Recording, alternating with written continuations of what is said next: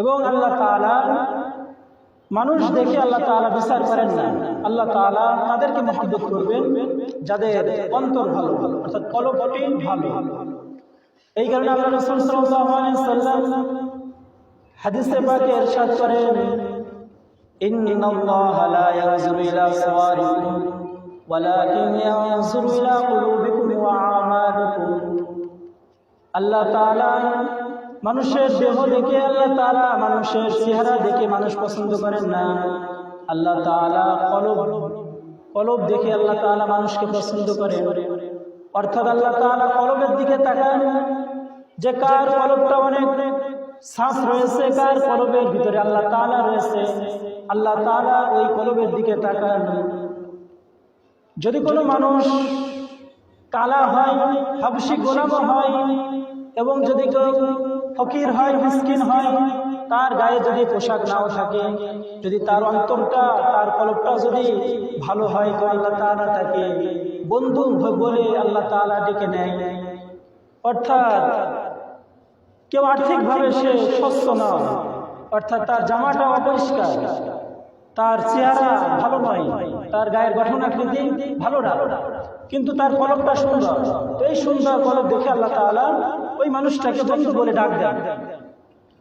তো এই কারণে আল্লাহ তাআলা মানুষের কলব নজর করে তাকান যে কলবটা সুন্দর রয়েছে কিনা। এই কারণে কবি বলেন যে আল্লাহ তাআলার পছন্দের বান্দা যারা রয়েছে তারা হলো আল্লাহ তাআলার জন্য তাদের অন্তঃকরণকে চুরমার করে দেন। আল্লাহ তাআলা যাদেরকে পছন্দ করেন তারা আল্লাহ তাআলার জন্য তাদের অন্তরটা চূর্ণ বিচূর্ণ করে দেয়, শিকস্তা করে দেয়। এই কারণে কবি তার ভাষায় বলেন, শিকস্তা দিল জিসে হাসিল হাকিকত মে ওহি কামিল। অর্থাৎ শিকস্তা দিল, যারা আল্লাহ তাআলার জন্য তাদের দিলকে চুরমার করে দিয়েছে, তারাই হাকিকত ভাবে, তারাই হলো দামি, তারাই কামেল, তারাই পরিপূর্ণ হয়ে গিয়েছে। এবং যারা আল্লাহ তাআলাকে খোঁজার জন্য ব্যস্ত কিন্তু আল্লাহ তাআলার জন্য শিকস্তা করে নাই দিলটাকে, অর্থাৎ বহু তালেবে খুদা মিলতা শিকস্তা দিল নেহি মিলতা।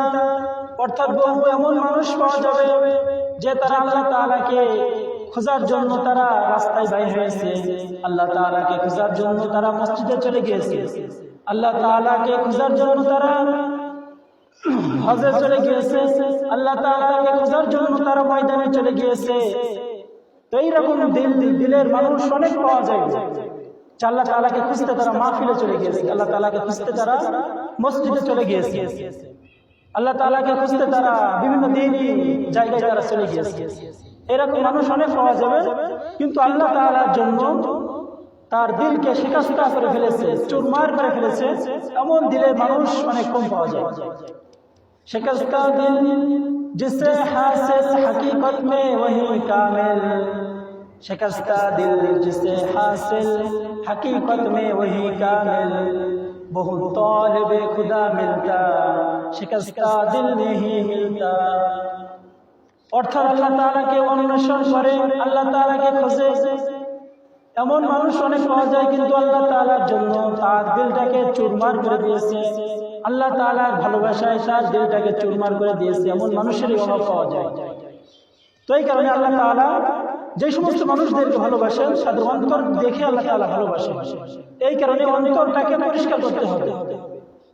আল্লাহ রাসূল সাল্লাল্লাহু আলাইহি ওয়াসাল্লাম বলেন, আলা ইন্না ফিল জাসাদি লামুযগা আলা ইন্না ফিল বাদানি লামুযগা ইযা সালুহাত সালুহাল জাসাদু কুল্লু ওয়া ইযা ফাসাদাত ফাসাদাল জাসাদু কুল্লু আলা ওয়াহিয়াল কলব।